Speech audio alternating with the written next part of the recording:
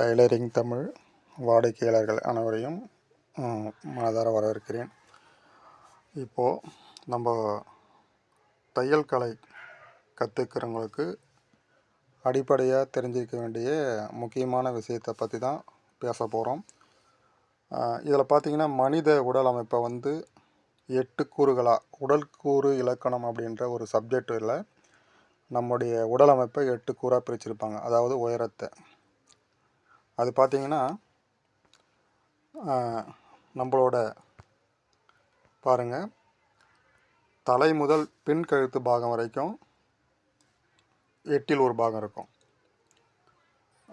ரெண்டாவது பார்த்திங்கன்னா, பின் கழுத்து பாகத்துலேருந்து நம்மளுடைய மார்பக பகுதி வரைக்கும் 2வது பாகம் இருக்கும். மூணாவது நம்ம இடுப்பு தொப்புள் பகுதி வரைக்கும் 3வது பாகம் இருக்கும். 4வது பாகம் பார்த்திங்கன்னா, நம்முடைய புட்டம் அப்படின்னு சொல்லக்கூடிய பட்டக்ஸ் வரைக்கும் 4வது பாகம் இருக்கும். 5வது பாகம் தொடைப்பகுதி வரைக்கும் இருக்கும். 6வது பாகம் பார்த்திங்கன்னா மூட்டு என்று சொல்லக்கூடிய முட்டி வரை இருக்கும். 7வது பாகம் கணுக்கால் வரைக்கும் இருக்கும். 8வது பாகம் பாதம். இதுதான் ஆண்களுக்கோ பெண்களுக்கோ இந்த விகிதப்படி தான் வரும். இது எதுக்கு தையல் கலைக்கு இவ்வளோ விளக்கம் தேவையான கண்டிப்பாக வேணும். இதை புரிஞ்சுக்கிட்டோம்னா, இதை முழுமையாக நம்ம உள்வாங்கிக்கிட்டோம்னா, ஒரு நபருக்கு அளவு எடுக்காமலேயே எந்த ஒரு ஆணோ பெண்ணோ எந்த ஒரு உடையும் நம்மளால் தைச்சி கொடுத்துட முடியும். அதுக்காக தான் இதை நம்ம விரிவாக இவ்வளோ பேசணும். தையல் கலைக்கு இவ்வளோ வேணுமா அப்படின்னு சொல்லிட்டு நீங்கள் நினைக்கலாம்.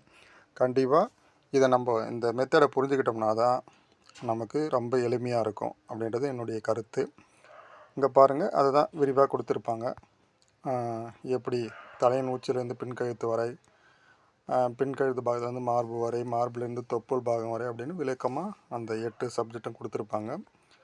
இதை பாருங்கள், கணக்கு போட்டு பாருங்கள். இது எப்படின்னா, ஒரு நம்மளுடைய ஹைட்டை 8 பாகமாக பிரிச்சுக்கணும். இப்போ உதாரணமாக ஒரு 5 அடி 4 அங்குலம் உள்ள ஒரு ஆணோ பெண்ணோ அதை பார்த்திங்கன்னா அப்படியே அங்குலம் ஆக்கணும். 5 அடின்றது 5 12 60 அங்குலம்.